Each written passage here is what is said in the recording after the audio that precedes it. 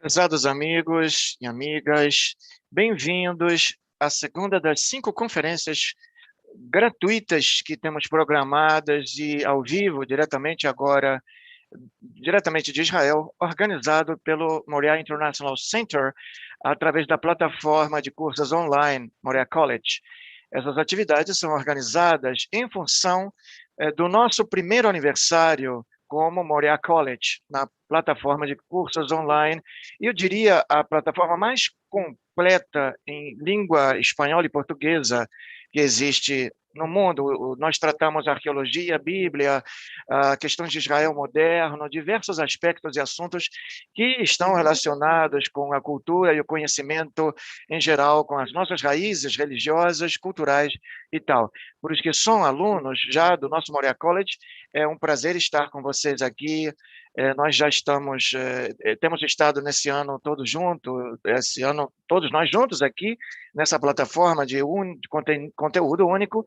E para os que não são alunos, eu sou Ariel Orovitch, diretor do Moriah College Center, o International Center, e como eu falei para vocês na primeira conferência, eu queria que, em função do nosso primeiro aniversário, vocês vão ter acesso durante 15 dias à plataforma de forma gratuita. Vocês vão poder experimentar o que significa, o que seria ser aluno da nossa plataforma. Então, durante 15 dias, vocês vão ter acesso aos nossos cursos, às nossas aulas e tudo que nós temos na nossa plataforma para lhes oferecer conhecimento. Se vocês têm amigos ou familiares ou pessoas que agora não estão aqui ainda, não se conectaram, agora vocês podem ligar para eles e pedir para eles se conectarem e avisá-los para que eles entrem. O link é gratuito, vocês podem enviar o link, dessa vez é gratuito, não tem problema nenhum.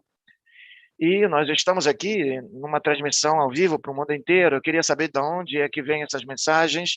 Nos comentários eu estou vendo muitos comentários aqui, Porto Rico, Buenos Aires, Equador.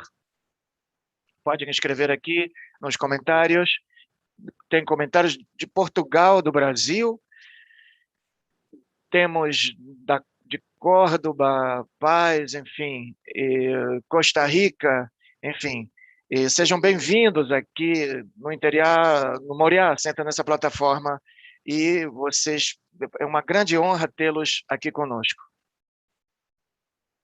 Portanto, daqui a pouco nós vamos iniciar nossa segunda das 5 conferências que programamos, completamente gratuitas, em função dessa nosso aniversário. Vamos falar com o Dr. Daniel Weinstub sobre o tema dos samaritanos. Quem foram os samaritanos? É um assunto muito interessante para muitas pessoas. Publicamos artigos e vídeos sobre isso. Então, aproveitem para visitarem as nossas redes sociais e receberem esse conteúdo de forma gratuita pelo nosso canal de YouTube, o Facebook e tal. O Instagram, enfim, temos nosso blog, e por ali também temos alguns artigos importantíssimos, não só com referência a esse assunto de hoje, mas a outras coisas também. Temos comentários, na tela tem o link para as pessoas que queiram ter acesso gratuito durante 15 dias à nossa plataforma. Vocês podem acessar e se dirigir ali, enfim. E a partir de hoje vocês vão ter acesso, já a partir de hoje mesmo, aos cursos que nós temos à disposição na nossa plataforma do Moriah College. Vamos iniciar nossa segunda conferência. Eu quero apresentar a vocês o professor. Eu sei que muitos de vocês já o conhecem, e ele já é amigo da casa, o Dr. Daniel Weinstub. Ele é formado em arqueologia e história do povo judaico na época bíblica e da época do Segundo Templo pela Universidade Hebraica de Jerusalém. Tem um mestrado em paleologia hebraica e semita oriental pela Universidade Hebraica de Jerusalém e também um mestrado pela Universidade de Ben-Gurion. É catedrático e pesquisador há mais de 30 anos na Universidade de Ben-Gurion, em todos os campos que têm a ver com a época bíblica. Ministra cursos no Museu de Israel, já publicou vários artigos, recentemente publicou um que é muito interessante, vocês vão receber em breve, e participa em vários congressos internacionais sobre vários assuntos. Daniel, você está no deserto da Judeia, Eu estou perto da Galileia, então, parabéns. Como você está? Shavua Tov, boa semana a todos vocês, e a todos os amigos de Moriá. Não vamos perder mais tempo, porque o assunto hoje, realmente, como você acabou de falar, é um tema apaixonante. Não vamos perder mais tempo, e nessas introduções, assim, vamos direto ao assunto. Vocês estão vendo a minha apresentação? Não, ainda não.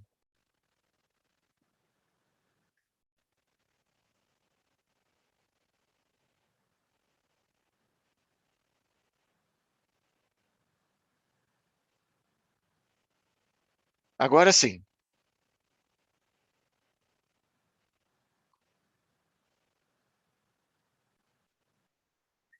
Para falar sobre os samaritanos, nós precisamos nos remeter à época do primeiro templo. Então, na época do primeiro templo, o reino unificado de Davi, de Salomão, foi dividido, como vocês sabem muito bem, do ano 228 antes da Era Comum, quando Salomão morre e tem o reino de Judá e de Israel. O que vai acontecer hoje é que nós vamos abordar o reino do norte, o reino de Israel, que existiu durante mais ou menos 200 anos, desde 928 até sua destruição pelo Império Assírio no ano 722 antes de Cristo, antes da Era Comum. Então, estamos falando aqui sobre o reino do norte. Durante a maior parte do tempo foi do ponto de vista militar e economicamente, territorialmente, foi o mais poderoso, o Reino de Israel. Mas eu gostaria de marcar algumas diferenças mais importantes no caso, quero frisá-las aqui, e entre os dois reinos, aqui a capital de reino de Judá, e foi principalmente a capital, foi Jerusalém, onde estava o templo de Jerusalém, e que com o passar do tempo acabou se tornando, segundo a visão dos judeus e dos judaítas, depois dos judeus, como o único lugar onde você pode oferecer sacrifícios para o Deus de Israel. Mas essa visão nunca existiu no Reino do Norte, porque no Reino do Norte existiam diferentes templos onde o mesmo Deus era adorado, não existia outro Deus. Portanto, a adoração, essa questão do culto em Jerusalém, foi uma coisa que não chegou e não se estendeu ao Reino do Norte, onde existiam diferentes lugares para o culto, entre eles o de Beitel, que era um dos principais, os mais famosos. E, como disse antes, estávamos falando sobre os reinos que existiu durante 200 anos até sua destruição pelo Império Assírio, e foi o maior e mais importante reino do mundo. Essas são as suas capitais, a capital Ashur e Nínive, e se estendeu até o leste, até conquistar, e teve a anexação do antigo reino de Israel. Como eu já disse antes, esse reino foi um reino muito poderoso, principalmente no século IX, e se distinguiu dos outros pelo fato de criar várias cidades fortificadas. Hoje em dia, em alguns dos sítios arqueológicos que ainda existem, são alguns dos mais belos em Israel, e existem aqui em Israel ainda vestígios dessa época. Estamos falando aqui de um reino muito importante que, inclusive, converteu em escravos os pequenos reinos da Cisjordânia, os Amonitas e os Moabitas. E aqui estou mostrando esse slide para vocês verem a arqueologia que restou daquela época, o Reino do Norte de Israel. Vemos aqui a cidade de Hatzon, no norte de Israel, onde, entre outras questões, temos uma construção hidráulica enorme aqui. Então, são coisas que nós já vimos outras vezes nos cursos que nós ministramos aqui na Moriá. Nesse slide, temos a cidade de Megiddo, e a força econômica e militar que existia na cidade nessa época, e também, bom, e por que eu me refiro a isso? Porque durante esses 200 anos foi se criando uma identidade no Reino do Norte, por exemplo, diferentemente da que existia em Judá, com os seus embasamentos principais. Os habitantes dos dois reinos acabavam se enxergando como descendentes de patriarcas comuns para eles, e eles compartilhavam a questão étnica. Eu vou abordar essa questão daqui a pouco, mas 200 anos de separação, por exemplo, estamos vendo aqui a cidade de Dan, com essas muralhas fantásticas daquela época. Então, durante esse longo período de 200 anos, foi se criando uma identidade que também se estende à questão religiosa, porque eles não compartilhavam, digamos assim, a obrigação de que o Deus de Israel tem que ser adorado, da forma que eles o faziam. Aqui temos o famoso anúncio de Mescal, que é o rei daquela época, onde ele reconhece que ele foi o rei dos Moabitas, reconhece que foi escravo do reino de Israel, inclusive nomeia o Deus de Israel, e nos referimos aqui então ao reino que recebeu dois grandes impactos pelo Império Assírio no ano de 733, quando recebeu a anexação total, e em 722, com a destruição total. Aqui tem uma coisa que eu gostaria de frisar. No ano de 722, quando os assírios expulsam o Reino do Norte, não é certo que todas essas 10 tribos de Israel foram deportados naquela época, sofreram o êxodo ali. Se nós lermos fielmente o que está escrito, não é isso. Se nós lemos todos os relatos bíblicos e se estudamos a história e as fontes assírias, sabemos que não foi assim. Os assírios faziam, sim, deportações das elites dos guerreiros, mas eles não expulsavam todo mundo. Inclusive, a maioria das pessoas não eram deportadas. Eles traziam deportados que vinham de outros lugares, e isso é verdade. Não quer dizer que a maioria foi deportada. Outra coisa importante é que parte dessas pessoas fugiu para o reino irmão de Judá, embaixo no sul, e ficaram lá no reino de Judá. Do ponto de vista arqueológico, sabemos que Jerusalém se expandiu muito, quase 500%, evidentemente em função desses refugiados das tribos irmãs do norte que eles receberam. Então, partindo da destruição, o que nós vemos aqui não é a destruição da cidade de Samaria, mas de outra cidade. E o que vemos aqui é que o exército assírio ocupou essas cidades e acaba deportando pessoas. Mas, como eu disse antes, não quer dizer que deportavam a maioria das pessoas. Não foi assim. Simplesmente algumas pessoas, comerciantes, artesãos, eram deportados. Agora, a maioria dos agricultores, que eram a maior parte do povo da época, eles ficavam lá. E o antigo território do território de Israel, naquela época, foi anexado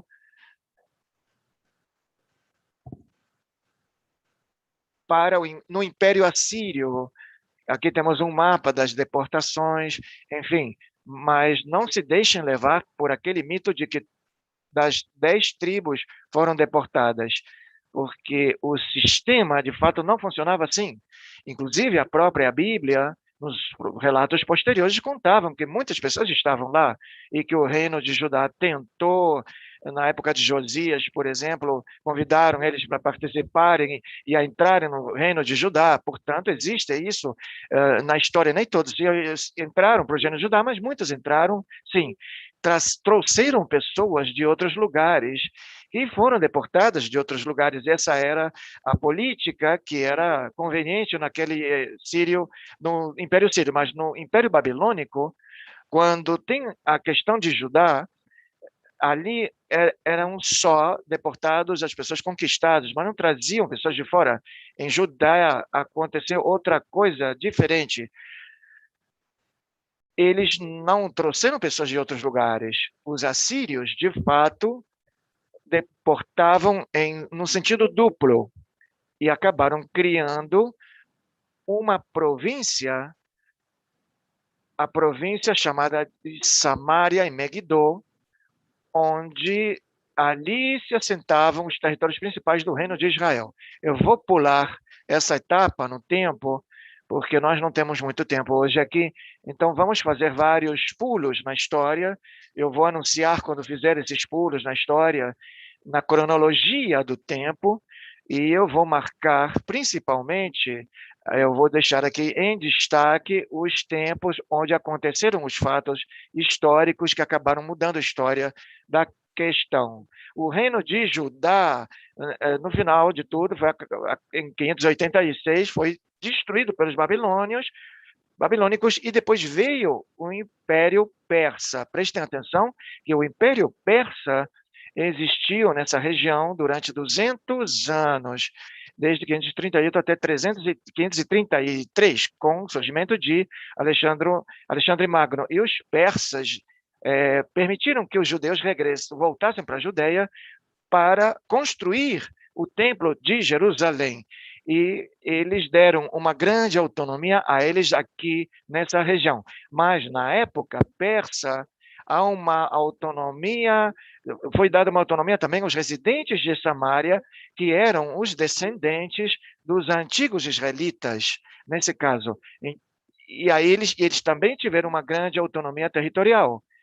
Então, esses descendentes também receberam outras pessoas que tinham vindo de outros lugares, mas a maioria dessas pessoas, que a partir de agora se chamam de samaritanos, ou Shomronim em hebraico, que a tradução seria, ou normalmente seria samaritanos, eles aparecem na história na época persa como sendo os habitantes dos ex-territórios do reino de Israel e que agora gozam de uma certa autonomia. E os judeus entram nessa região com a permissão do rei da Pérsia e acabam construindo o segundo templo de Jerusalém, desenvolvendo economia, agricultura, enfim, e junto com eles os samaritanos.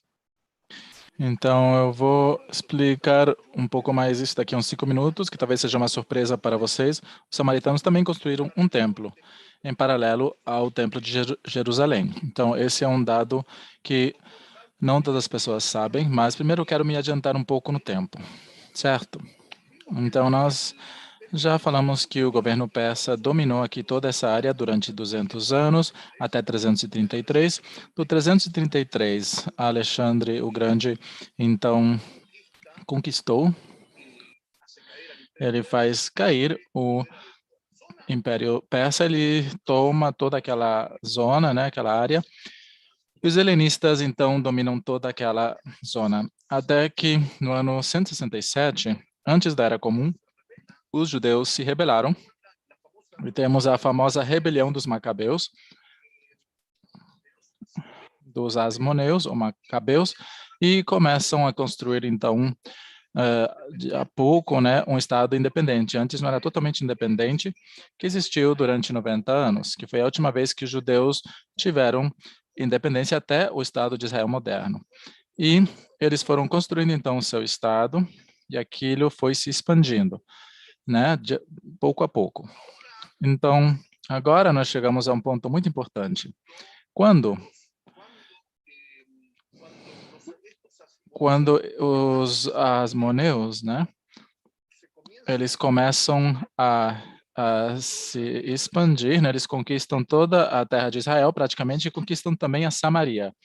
Então, quando conquistam a Samaria, os samaritanos, que eles se veem a si mesmos como descendentes do antigo reino de Israel do Norte, agora eles começam a ser membros desse novo país, ou esse novo estado, né, judaico, governado desde Jerusalém pelos asmoneus, e eles são também sumos sacerdotes do templo. Os asmoneus eram sumos sacerdotes do templo e também governavam o país. Então, ao final das contas, quiseram um dele, Alexandre Janeu, se designou como rei, mas aconteceu essa situação muito peculiar, onde dois grandes grupos de pessoas, dois grandes etnias, eles se viam como descendentes do antigo povo de Israel, os judeus e os samaritanos. Outro ponto muito importante é a geografia. Então, na Judéia, a maioria era judaica. E na Galileia, a maioria também era judaica. E no meio tínhamos os samaritanos, que estavam na Samaria. Então, temos que lembrar que é muito importante para entender, especialmente para aqueles que estudam o Novo Testamento, é muito importante que vocês entendam a geografia. Então, estava do lado do outro. Tínhamos no topo a Galileia, a maioria era judaica. No meio tínhamos a Samaria, os samaritanos e claro que na Judéia a maioria também era judaica. Então, dois blocos de judeus e no meio um bloco samaritano. E é claro que havia muitos pagãos também, né, especialmente nessas cidades da costa. Não temos muito tempo para falar sobre esses detalhes, mas, de forma geral, nós temos que ver as coisas dessa forma. Então, em Jerusalém, nós tínhamos o templo, certo? E aqui, os samaritanos. Então, agora, nós vamos falar um pouco sobre as diferenças religiosas ou teológicas que existiam entre esses dois grupos étnicos. Então, sobre os judeus, vou falar menos, porque vocês já conhecem mais. Então, eu vou enfatizar o que pensam, o que acreditavam e creem até hoje em dia os samaritanos, diferente dos judeus. Então, os samaritanos acreditam na Torá, né, no Pentateuco, e não tem as outras partes do Tanakh, da Bíblia, né? Eles acreditam somente nos 5 livros da Torá, certo? E eles adoram somente o Deus de Israel, da mesma forma que os judeus. Então, a base da religião, da crença dos judeus e samaritanos é idêntica, né? Então, ambos são descendentes do povo de Israel, eles adoram o mesmo Deus e são monoteístas. Então, e tem um monoteísmo puro, ou seja, eles não aceitam né, nem de uma flexibilidade mínima, né? Eles acreditam num Deus único, indivisível, e eles rejeitam qualquer mudança em relação a isso. Então, qual é a diferença da Torá, dos samaritanos e judeus? Então, os textos que eu vou lhes mostrar agora, que nós não vamos ler todos por falta de tempo, mas é o texto como figura, como aparece na Bíblia dos judeus, que foi herdada pelos cristãos, e eu acrescentei aqui, e eu marquei aqui com outra cor, os lugares onde o texto samaritano se diferencia do texto judeu. Então, por exemplo, em Deuteronômio, Deus dá ordem de que quando passares o Rio Jordão e conquistem a terra de Canaã, eles têm que colocar 12 pedras no Monte Eival. Então, no texto dos samaritanos não diz Eival, diz Grizim. Por quê? Porque Grizim, né, o Gerizim, é a montanha sagrada, de acordo com os samaritanos. Então, o monte do templo, o que o monte do templo de Jerusalém é para os judeus, para os samaritanos é o monte Grizim, o Gerizim. Então, ali na cidade de Nablus, que o nome antigo é Siquém, né, ou Sichem em hebraico, há 3 grandes montanhas, ou montes, né, um monte ao lado do outro, um é Ebal, o outro é Grizim, que são muito famosos na Bíblia. Então, outra diferença, então tudo o que representa, né, o monte do Templo de Jerusalém para os judeus, para os samaritanos é o monte Gerizim. Então, em Deuteronômio, no capítulo 12, há muitos preceptos e muitas ordens que Deus dá aos hebreus quando eles conquistarem a terra de Canaã, né? Então, ali de Canaã. Então, diz, eu vou ler aqui as passagens, os versículos onde há diferenças. Então, não farão com o Senhor vosso Deus, mas que buscareis no lugar onde de todas as vossas tribos para ali pôr o seu nome. Então, há vários lugares em Deuteronômio que Deus vai escolher um lugar para colocar o seu nome. Para os judeus interpretam isso, é claro, com o Monte do Templo. Então, séculos depois, Deus deu a ordem e aí se erigeu aquele templo. E essa é a crença judaica até hoje, que foi herdada pelo cristianismo. Mas na versão samaritana da Torá, não usam, né, o tempo futuro, mas o tempo passado. Então, o lugar que Deus escolheu. Por quê? Porque, de acordo com os samaritanos, Deus escolheu o monte de Gerizim para colocar o seu nome. Isso foi escolhido, né, na época de Moisés, antes que os hebreus entrassem à terra de Israel. E em todos os lugares onde dizem, né, eles usam tempo futuro, na Torá, em Deuteronômio, que Deus escolherá, né, na versão samaritana, diz que Deus já escolheu, sempre com essa mesma condição, né, em todos os lugares. Nós não vamos ler tudo isso, mas ele não fala no futuro, né, que ele vai escolher, mas na versão samaritana diz que ele já escolheu, e ele escolheu o monte Gerizim, como está na outra parte da Torá, na versão samaritana. Como vocês podem ver aqui, não vamos entrar nos detalhes, mas há uma diferença, talvez a diferença mais grande que nós vemos em relação à versão samaritana e à versão judaica, né, o judaico-cristã, é nos 10 mandamentos, no livro de Êxodo, capítulo 20. Então, na versão samaritana, traz os 10 mandamentos, mas organizados de tal forma que são 9. Então, eles juntaram 2 mandamentos, então são 9. Então, temos aqui os que nós conhecemos, mas depois do 10º mandamento, né, depois do 10º mandamento, vem todo esse texto aqui que eu estou mostrando agora, que está acrescentado. Então, os judeus dizem que os samaritanos acrescentaram aquilo. Os samaritanos dizem que os judeus apagaram, né? Então, essa talvez é uma das duas diferenças fundamentais que existe entre a visão samaritana e a judaica, mas eu volto a enfatizar, como já fiz várias vezes, que eles adoram o mesmo Deus e têm os mesmos preceptos, né? Os mesmos preceitos, mas o lugar onde Deus colocou o seu nome para eles está na Samaria. De acordo com esse texto que está aqui incluído depois do 10º mandamento da Torá samaritana, diz aqui de forma muito clara: e será quando atravessarem o Jordão, levantarão as pedras que eu ordeno hoje no monte Gerizim, né, o Gerizim. Então, claramente é uma explicação geográfica aqui, onde tudo isso acontece, né? O monte Gerizim é aqui.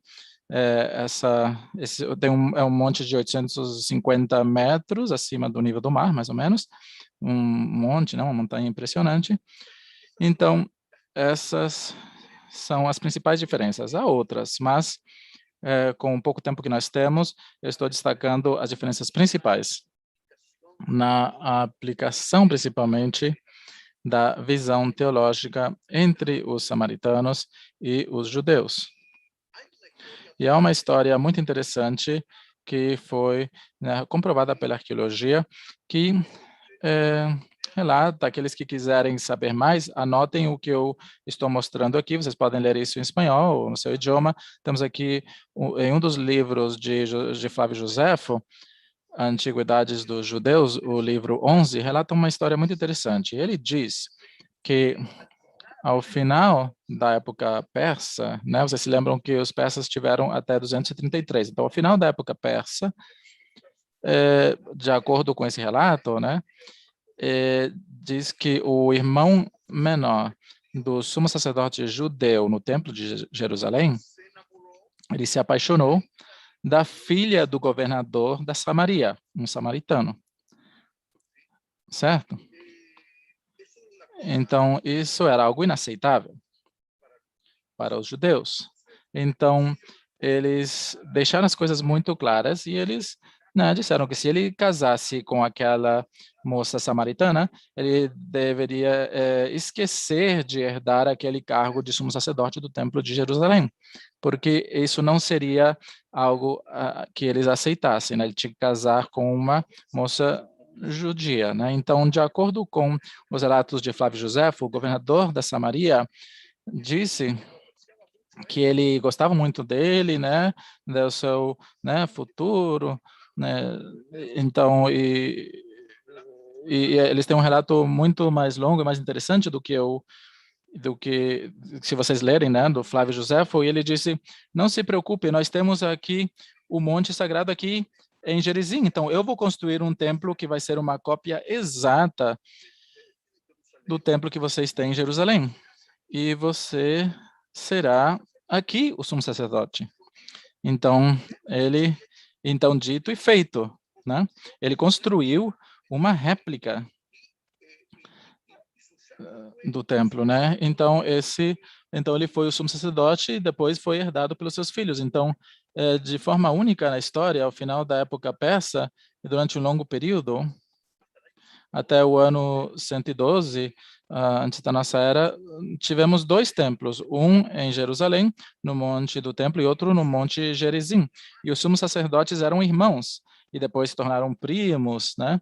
E os seus descendentes também.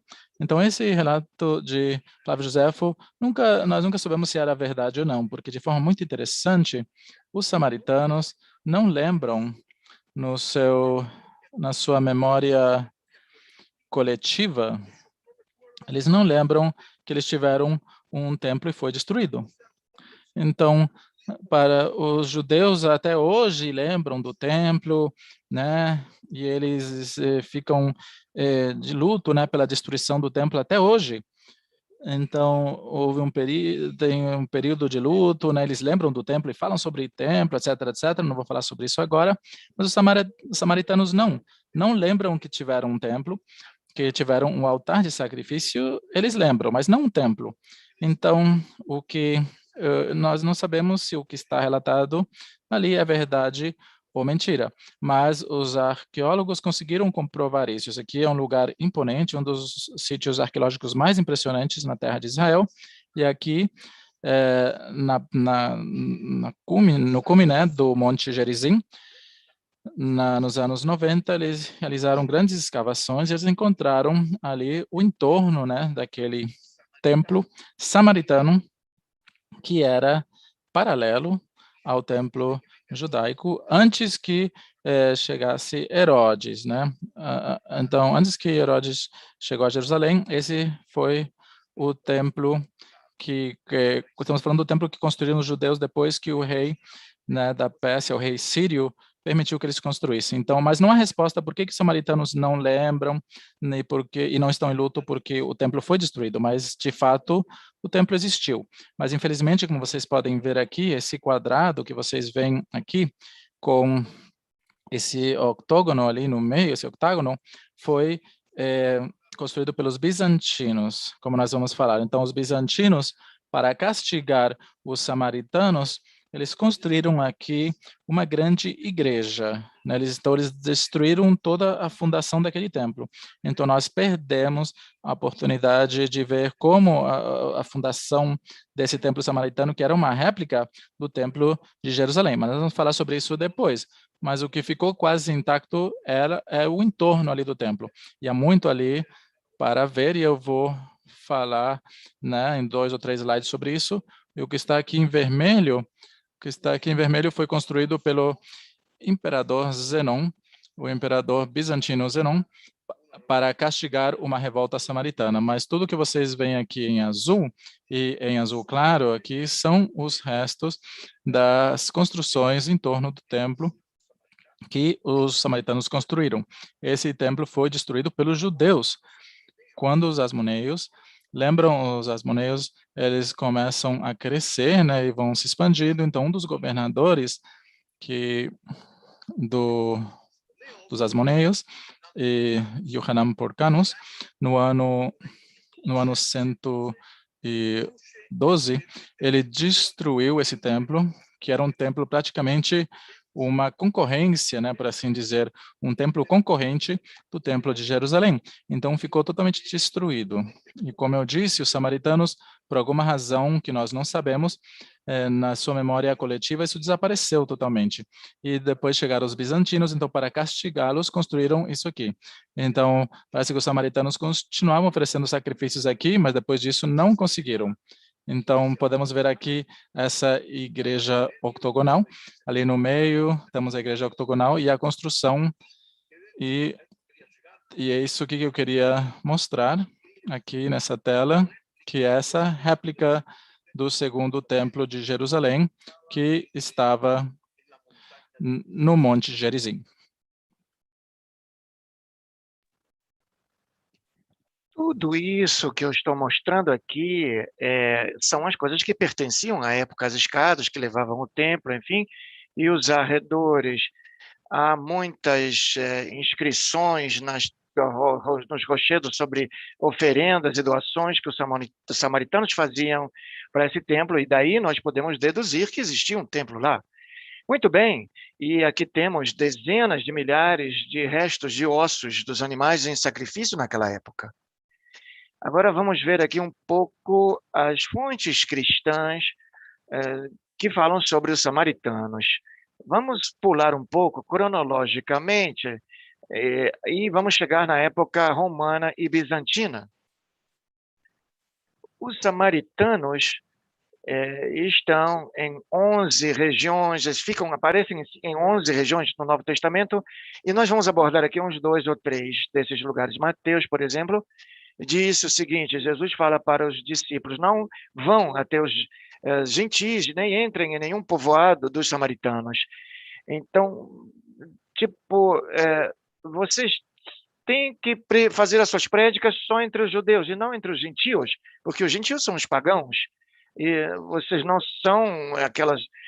vão lá pregar com as ovelhas desgarradas, e a visão dos judeus dos samaritanos para os judeus é que eles são gentios.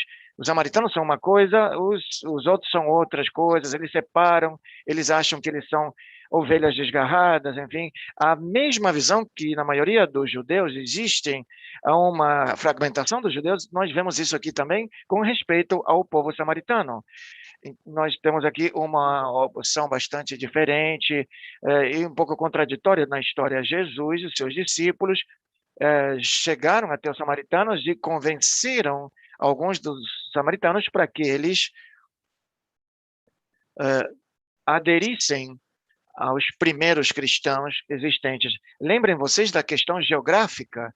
Os judeus se deslocavam entre os 2 grandes blocos, Galiléia e Judeia, e precisavam passar ou não.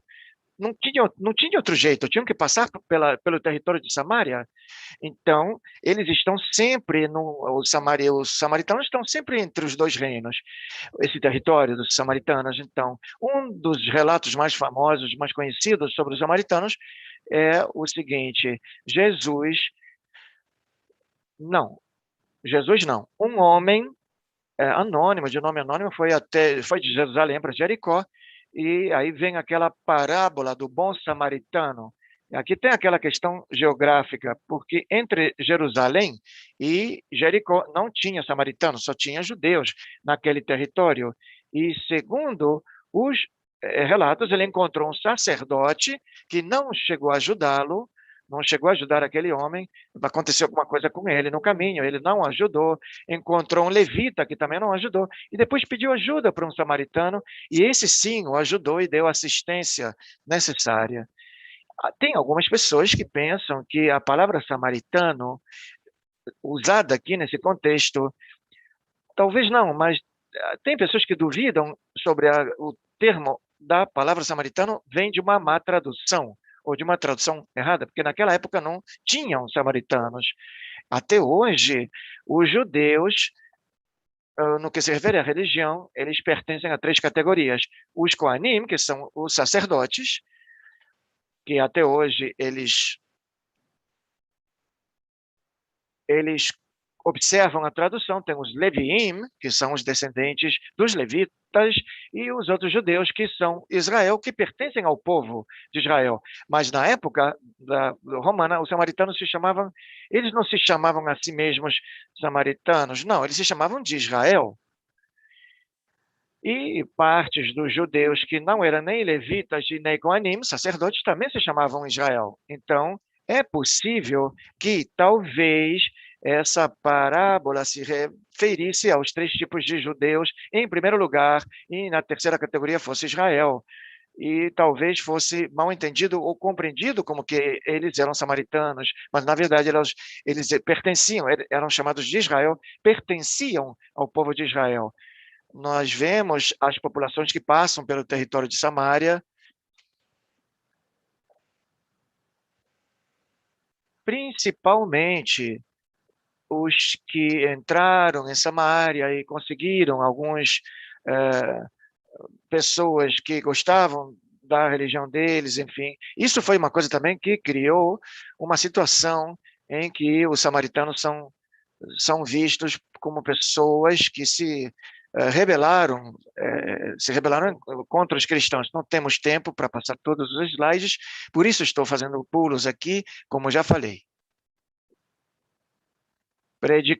Fizeram as prédicas do evangelho entre os samaritanos. Aqui também temos mais um slide. E o que acontece?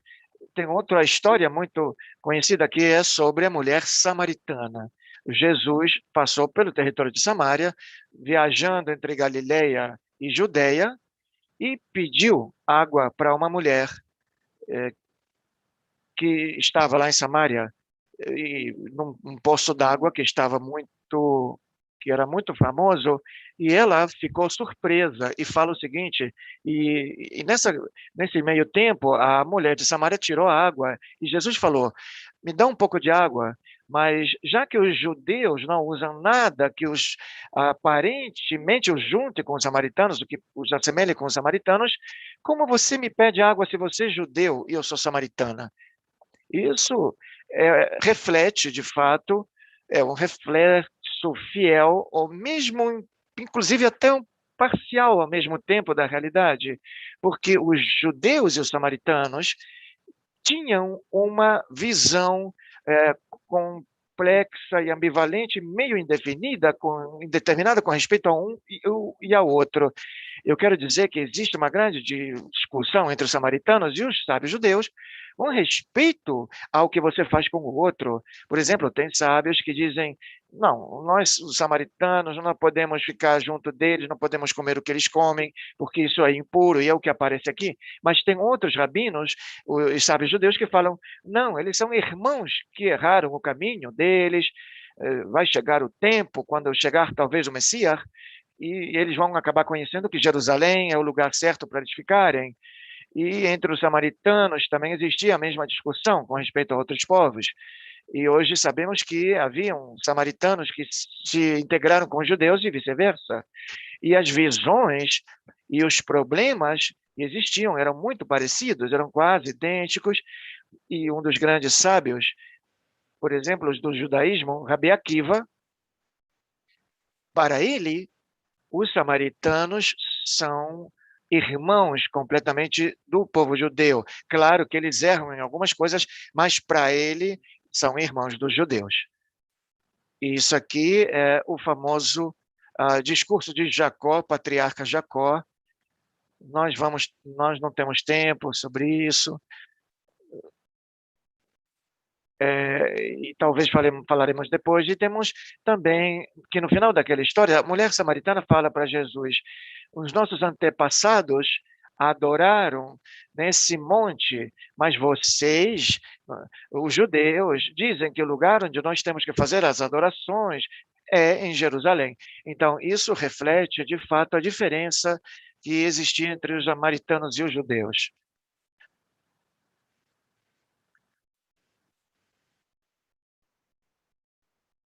Bom, nesse momento vamos entrar um pouco mais na época romana e na arqueologia.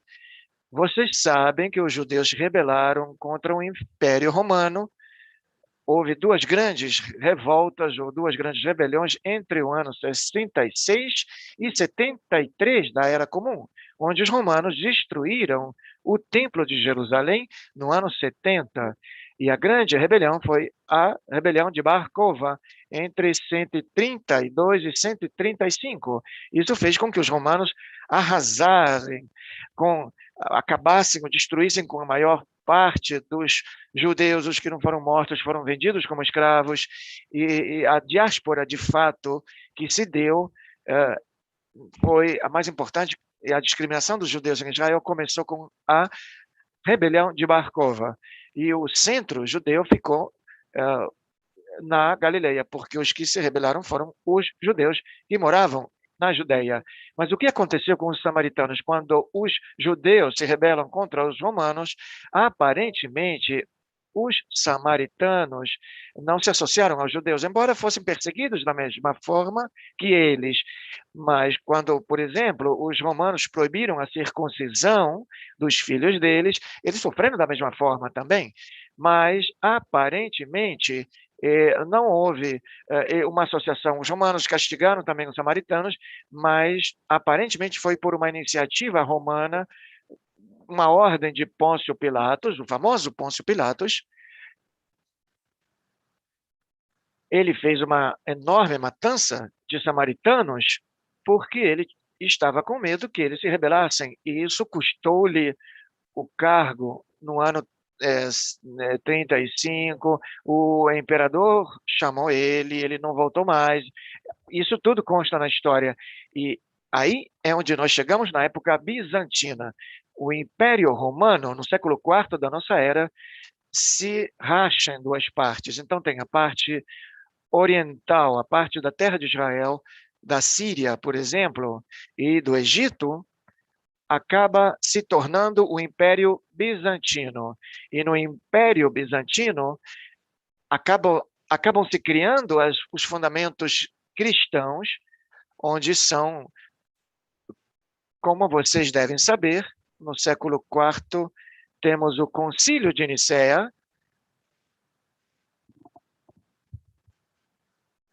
O cristianismo acaba fundamentando seus alicerces nessa época.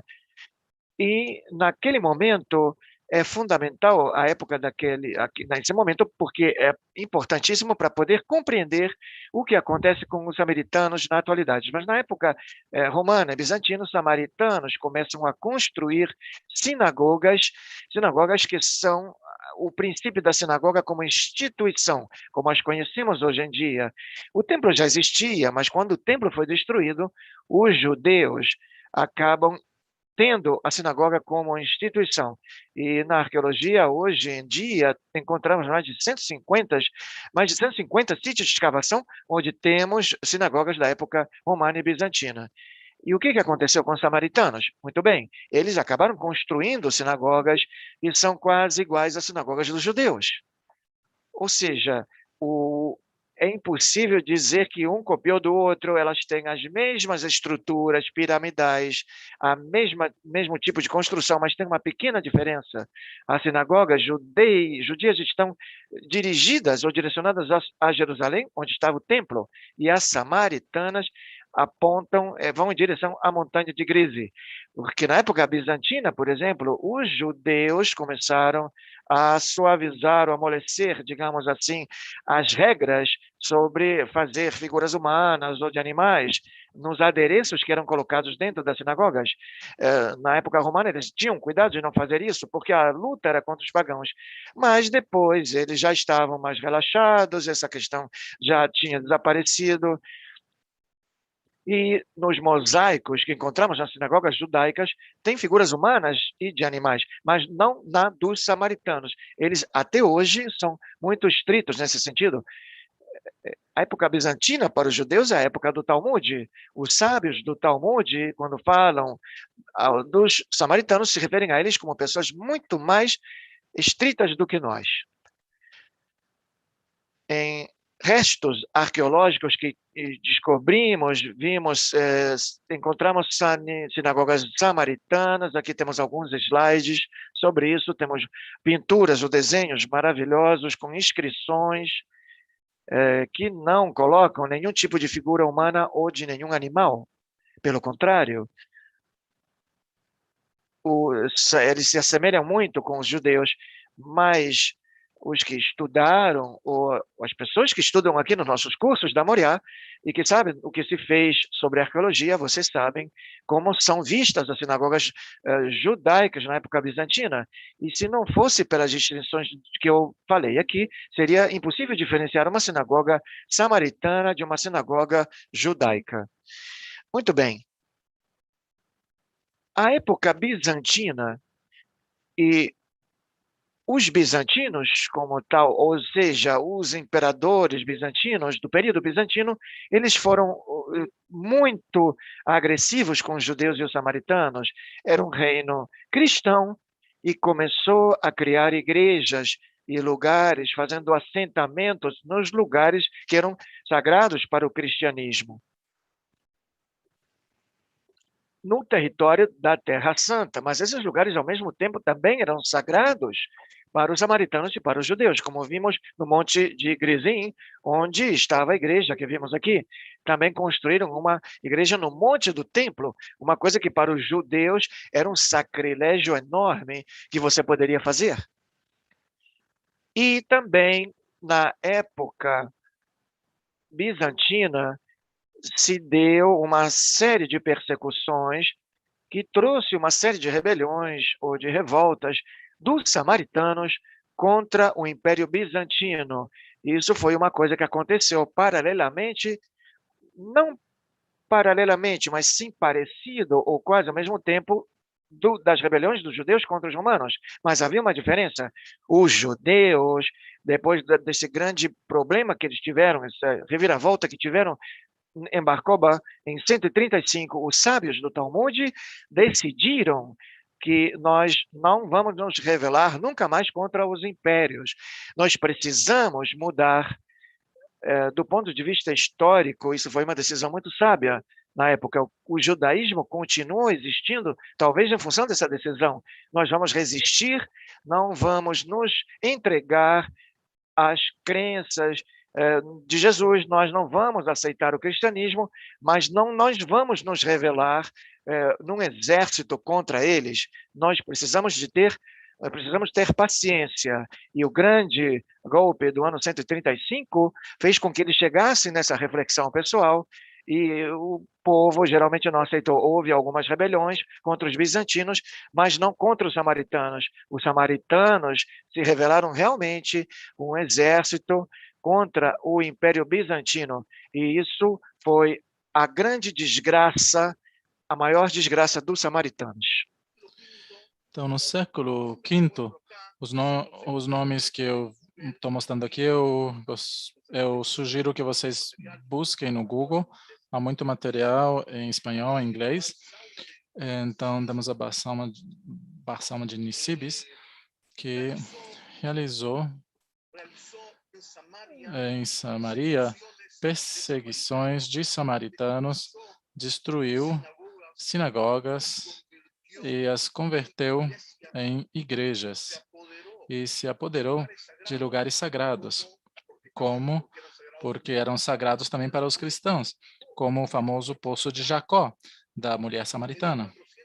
Então, no 404, os bizantinos decretaram a proibição dos samaritanos de exercer postos públicos, né? E em 426 proibiram que eles deserdassem os filhos que se convertessem. Em 438 proibiram a construção de novas sinagogas aos judeus também, mas os judeus não se rebelaram. Então, eles não obedeceram, né? Desacataram e construíram apesar disso. Eles foram castigados, mas não se levantaram com armas. Isso causou grandes rebeliões. E por falta de tempo, o que eu mostro aqui, o que eu estou mostrando aqui, é somente as rebeliões principais. Então, na Wikipedia, em espanhol, vocês podem buscar rebeliões samaritanas, né, ou revoltas samaritanas contra os bizantinos. E não é muito rico aquele artigo, né, mas existe. E aqui eu coloquei nessa lista somente as principais, né? Temos Zenon, que era o imperador Zenon. Na sua época, o líder, né, Justa samaritano se levantou e Zenon foi o que construiu a igreja sobre o Monte Grizim. Então, isso foi algo que para os samaritanos, ver essa igreja, isso é algo que eles não conseguiam aceitar aquilo, né, viver com aquilo.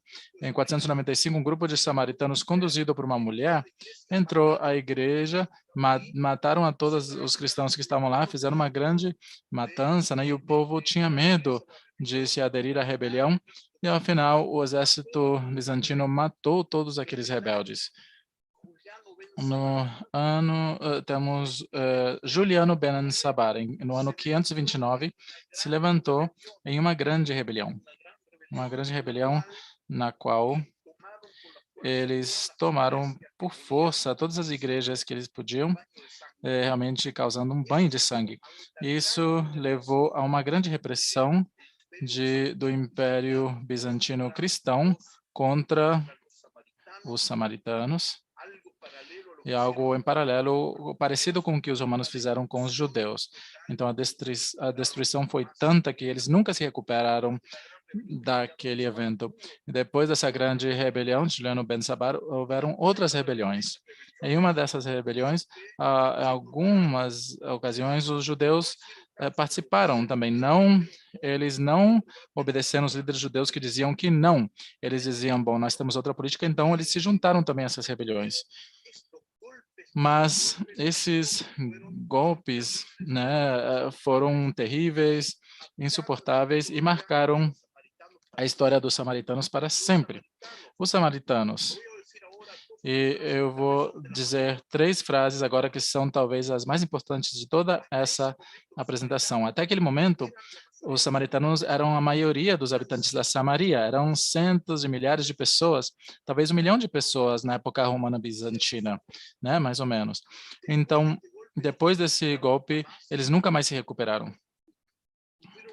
Eles sofreram um banho de sangue, muitas dessas pessoas tiveram que se converter ao cristianismo, né? Eles tiveram de forma externa ou interna, muitos fugiram, né, daquela terra, e a partir desse ponto começou um processo de declínio. E agora eu vou falar de outros atos cronológicos de mais ou menos 1000 anos. Então, depois os bizantinos, no século VII, né, quando chegam os muçulmanos, então no século VII, os muçulmanos até o século XX, a terra de Israel é dominada por vários governos muçulmanos, que nós não temos tempo agora para descrevê-los, mas toda essa época, depois para os samaritanos, é um declínio, né, uma época de declínio, até que no século XX, os samaritanos são um pequeno grupo de 150 pessoas, na sua maioria, pessoas idosas, pobres, em uma situação dramática. Além disso, são todos familiares, né? Então, isso gerou um problema genético também.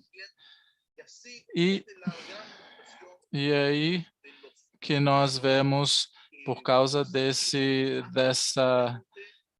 movimento dos cristãos bizantinos, então, até o século XX, houve esse declínio. E se tivesse continuado 30 anos a mais, eles teriam desaparecido.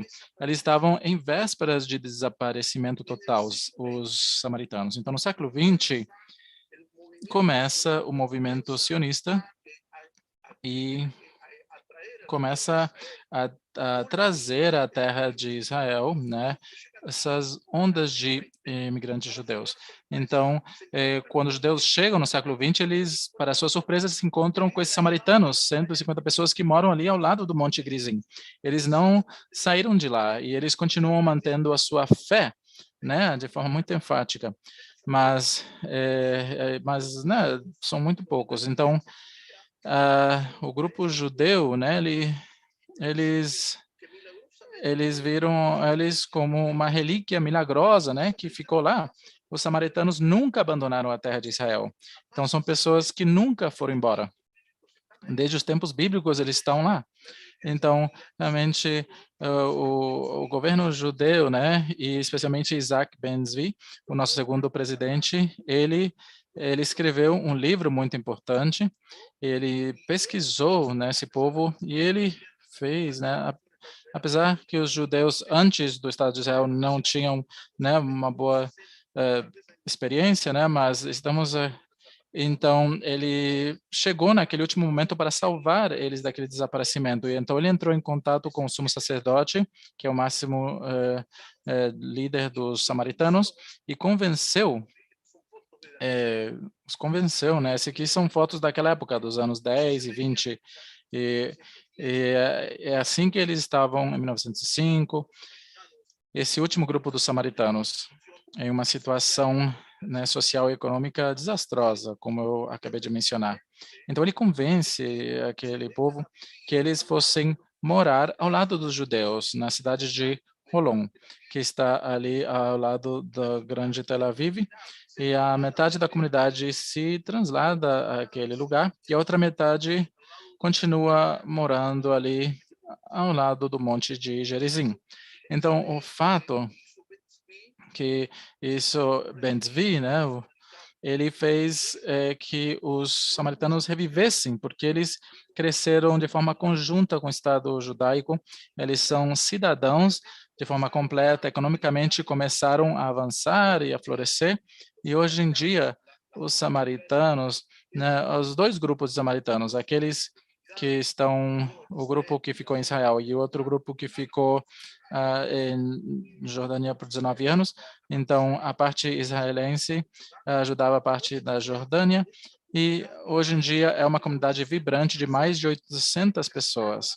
É muito pouco, né? Mas é uma comunidade que se conserva e se cultiva. Eles têm toda a ajuda do Estado de Israel e de suas instituições. Eles estão nesse processo de aumento contínuo, né? E são vistos como uma relíquia. Então, aqui temos essa foto, agora estamos chegando à última parte. Essas são fotos atuais da comunidade samaritana, a comunidade samaritana de Holon, e aqui podemos ver aqui os livros da Torá. Então, os samaritanos ainda utilizam o antigo alfabeto hebraico. Essa aqui é uma foto que foi tirada dentro da sinagoga. Aqui na parte de trás estão as mulheres. Aqui vemos os samaritanos cobertos com um talid, levantando os seus livros da Torá, fazendo o que se chama em hebraico akbahá, que os judeus também fazemos na sinagoga. Aqui temos um sacerdote, esse aqui é o sumo sacerdote, que está mostrando um antigo livro da Torá. Aqui temos as cerimônias nas festas que continuam sendo realizadas no Monte de Gerizim. Aqui vemos na festa de Shavuot, com cuidado, como o sumo sacerdote levanta a Torá. Esse aqui é uma sinagoga judaica, né, comum, normal, fazendo Akmahá. E aqui temos aqui o que é feito antes e depois da leitura da Torá, e as pessoas ali apontando, né? E aqui temos de forma paralela o sumo sacerdote samaritano, e felizmente nós podemos dizer que nós salvamos esse povo um minuto antes que desaparecessem. E eu aconselho de todo o meu coração que vocês visitem o site na internet da comunidade israelense samaritana. Esse é o link, aqui está em 2 idiomas, está em hebraico e inglês, e como vocês podem ver aqui, esse aqui é algo que nós poderíamos conversar por muito tempo, mas nós vimos, né, realmente os pontos principais, né?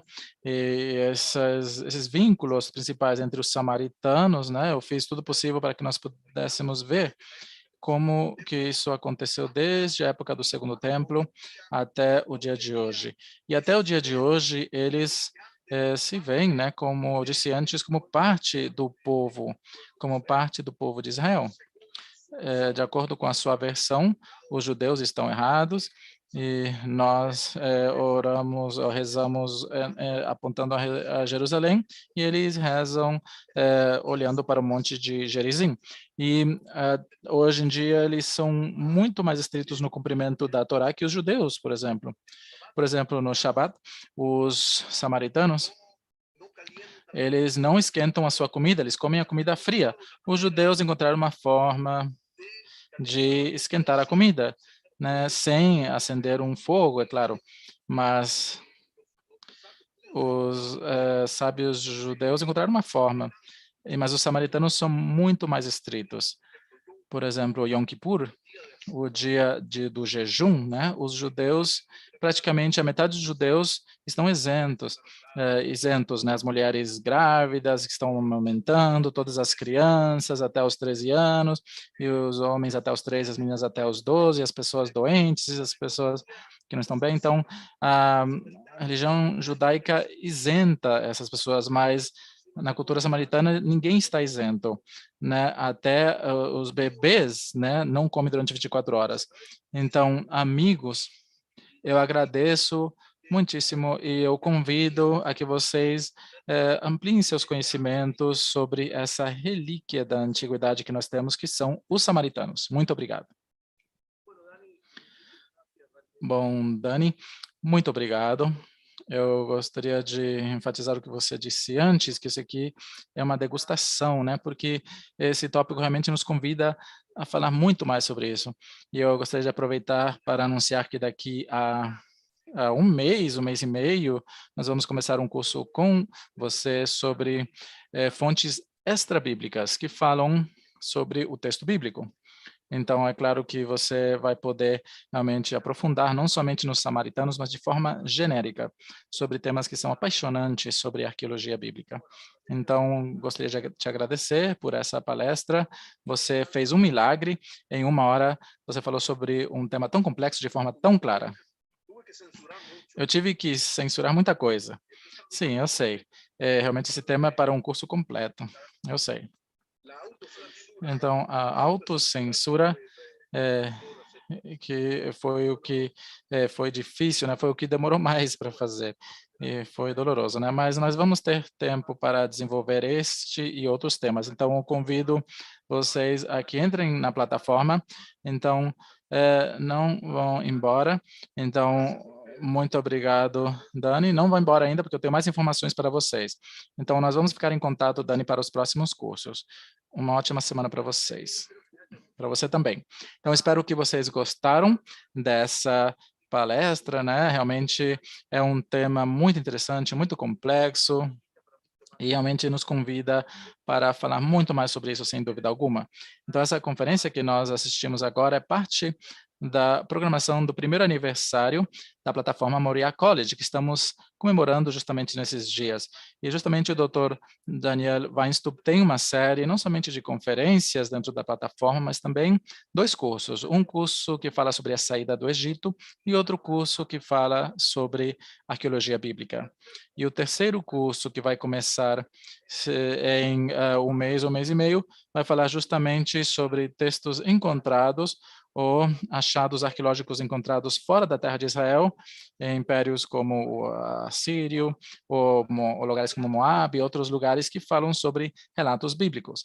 Então, eu convido a todos, e vocês podem ver o link para acessar. Aqueles que não são alunos podem acessar a plataforma de forma gratuita durante 15 dias para assistir parte do conteúdo que nós temos aqui no Moriá College. Aqueles que pediram material também, dentro da plataforma, aqueles que são alunos já sabem, nós temos bibliografia, temos arquivos em PDF, temos mapas e etc., que, é claro, nos ajuda muito na compreensão do conteúdo que estamos ensinando.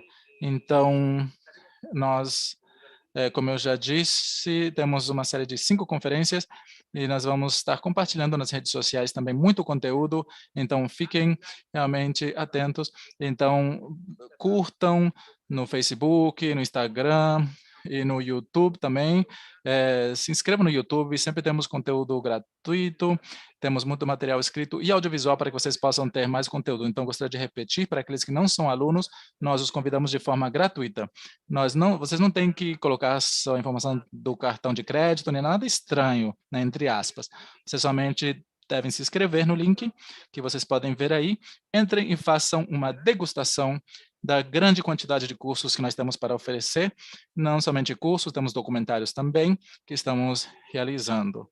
E aqueles que se inscrevem e se convertem em alunos, ou aqueles que renovarem também, né, o seu registro, né, para o ano que vem, eu comento que nós estamos preparando um documentário exclusivo produzido por nós, que vai tratar sobre a figura de Jesus desde uma perspectiva histórica e arqueológica.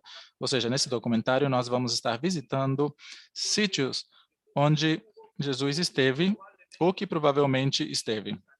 E vamos fazer uma análise tanto histórica quanto arqueológica dos passos de Jesus pela terra de Israel. Então, eu gostaria de lembrar a todos que toda essa programação é de acesso livre, as 5 conferências. No próximo sábado, vamos ter uma entrevista exclusiva com o Dr. Antônio Pinheiro, e ele vai falar sobre os textos apócrifos. O que são esses textos apócrifos e por que despertam tanta polêmica? Nós vamos estar fazendo realmente uma conversa. E todos aqueles que estiverem interessados em tema como arqueologia, a Bíblia, a história, simplesmente o que você tem que fazer é só entrar e fazer uma breve degustação sobre os nossos cursos na plataforma do Moriá College, sem nenhum compromisso.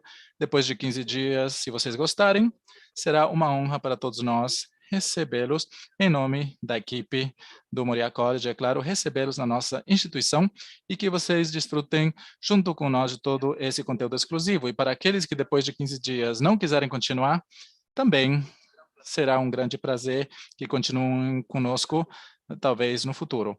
Então, volto a repetir que o link está disponível para que vocês entrem na plataforma de forma gratuita durante 15 dias. Aqueles que não nos conhecem, somos uma instituição acadêmica. A nossa orientação é acadêmica e contamos com profissionais renomados internacionais de vários lugares do mundo, muitos aqui em Israel, na Espanha, no México, Portugal, e também temos o apoio de muitas universidades renomadas. E justamente o curso que estará começando daqui a pouco com o Dr. Daniel Weinstub sobre os textos extrabíblicos que falam sobre a Bíblia, está patrocinado e apoiado academicamente pela Universidade Hebraica de Jerusalém, entre as 100 universidades mais importantes do mundo. Justamente, na semana passada, foi publicado num ranking, está no número 90 no mundo, com 9 prêmios Nobel. Então, temos Einstein, um dos seus fundadores. Então, se vocês incorporarem, a nossa instituição vão receber um certificado dessa prestigiosa universidade e também de outras universidades renomadas de todo o continente americano, da Espanha, de Portugal, e estaremos também agregando outras universidades no futuro.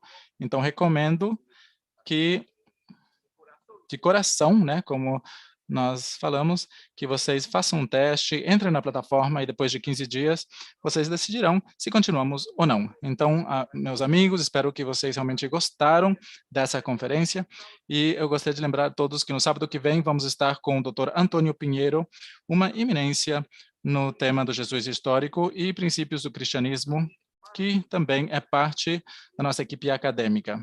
Ele, na nossa plataforma do Moriá College, tem cursos que falam sobre a figura do Jesus histórico, uma análise histórica e científica sobre Jesus.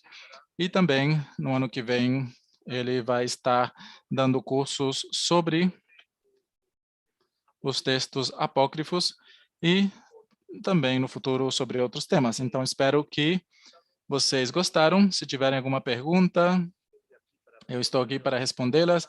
Eu vejo que Rosa Cantos está fazendo uma pergunta. Vamos ver.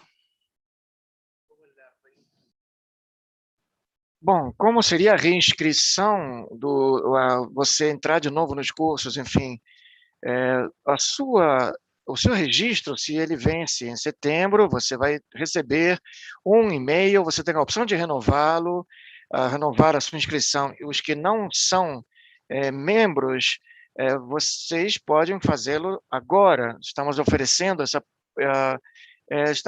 uma oportunidade gratuita para que vocês possam se associar, quer dizer, conhecer primeiro a plataforma e depois ver se vocês gostam ou não e decidir o que vocês querem fazer depois, se vocês quiserem fazer ou não.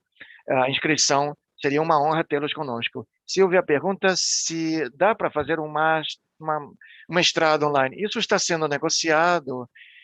Por enquanto, não, mas nós estamos esperando que no futuro nós consigamos deixar assim à disposição de vocês, na plataforma da Moriá, um mestrado online. Eu lembro a vocês que todo o material está em espanhol e português. Os que falam português têm todo no idioma original, que falam português, ou também temos aqui a tradução simultânea, como vocês viram agora, nosso serviço de interpretação simultânea para o português, e em alguns casos teremos sempre legendas em português. Temos congressos, em breve teremos o Congresso Internacional de Arqueologia Bíblica, temos mais perguntas. Perfeito. Muito obrigado a todos os que nos agradecem e nós ficamos realmente orgulhosos de tê-los conosco e realmente esperamos que vocês fiquem. Ela disse que fez o curso de Jesus Histórico e está nos parabenizando. Sim, e eu espero que vocês se juntem a essa proposta acadêmica e educacional que abordam assuntos, de fato, que fazem parte da nossa identidade cultural. E eu espero também que vocês possam se aprofundar em alguns assuntos nos quais às vezes não temos tempo. Às vezes você entra em YouTube e não sabe distinguir se aquilo que você está vendo é bom ou não é bom. E nós nos orgulhamos de poder dizer para vocês que temos professores de altíssimo nível de prestígio internacional e com o suporte das universidades que nos ajudam, a universidade, não somente a Universidade Hebraica de Jerusalém, mas também a Universidade do México, a Universidade Mackenzie no Brasil, a Lusófona em Portugal, uma universidade argentina, uma hebraica do México, de Costa Rica, e também mais outras universidades que entrarão nesse compêndio de ajuda e de suporte para o Moriah College. É importante que vocês saibam como os nossos programas realmente são de peso acadêmico muito grande e extremamente sérios, como já foi dito aqui.